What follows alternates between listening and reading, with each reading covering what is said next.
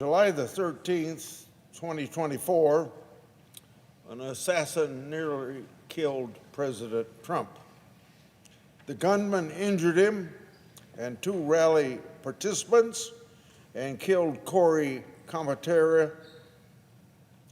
We keep him, his family in our prayers, as well as everyone affected that day.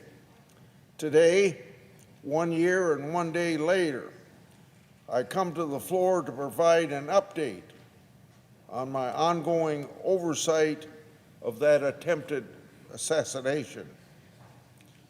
The day of the shooting, I launched an investigation focused on gathering and releasing information to the public.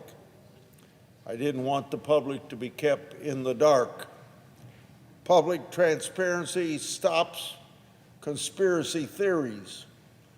60 years after JFK's assassination, we still have questions being asked.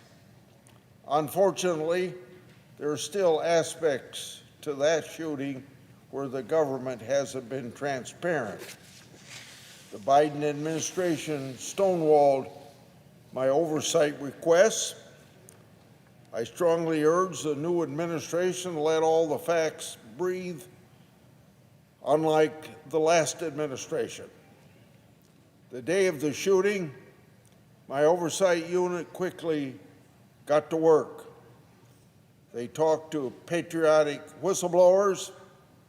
They informed dozens of witnesses and interviewed them, including local law enforcement officials, rally goers, and local businesses.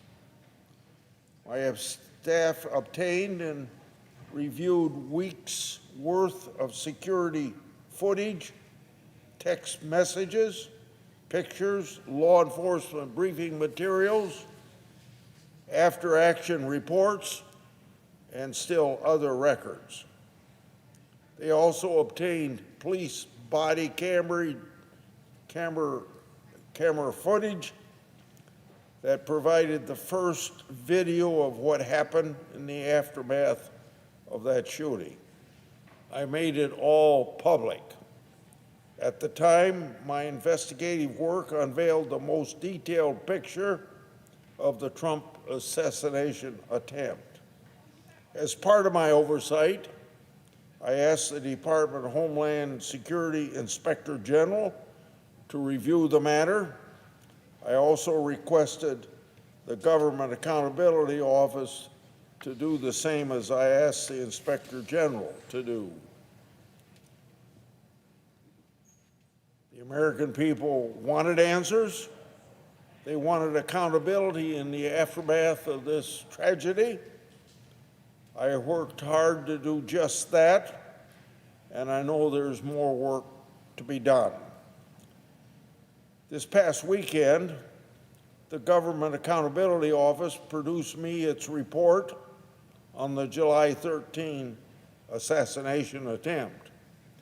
The Government Accountability Office report starts by stating, quote, "The U.S. Secret Service failed to implement security measures that could have prevented the assassination attempt on then former President Donald J. Trump during a July 13, 2024 campaign rally," end quote. According to the report, prior to the July 13th rally, Secret Service received information from the intelligence community about a threat against President Trump's life. Yet, this threat information wasn't shared with Secret Service personnel or local law enforcement officials, all responsible for securing that event. Clearly, had all federal, state, and local law enforcement officials known of this threat, it would have changed how they secured the AGR building where the sniper opened fire from. As I previously made public, Secret Service and its local partners had cell phone issues on July 13th. The Government Accountability Office report found that Secret Service didn't have a policy to assess cellular service at the site, even though communication is key during any major event like this. This resulted in the Secret Service not receiving real-time threat information and updates during the search for the gunman. Every delayed second in finding the gunman meant that he was one step closer to carrying out his evil objective. I previously made public documents showing that the Secret Service had issues with counter-drone system at the rally. The General Government Accountability Office confirmed my previous oversight. GAO found that the Secret Service's counter-drone operator lacked the training, the knowledge, and support to fix and operate the counter-drone system. According to the Government Accountability Office report, these problems occurred because the Secret Service didn't follow its own requirements that personnel must complete training before operating a counter-drone system. The GAO report says the Secret Service said using a counter-drone is like turning on a flashlight. Yet the counter-drone did not work, and the Secret Service could not fix it. Had a counter-drone been operating as planned, it could have identified the shooter's drone and even the shooter. The Government Accountability Office's report also found that Secret Service planned to use farm equipment to address a line of sight issue when securing the AGR building. Before the rally, a campaign staffer asked Secret Service to modify the plan, which the advance team did as the staffer requested.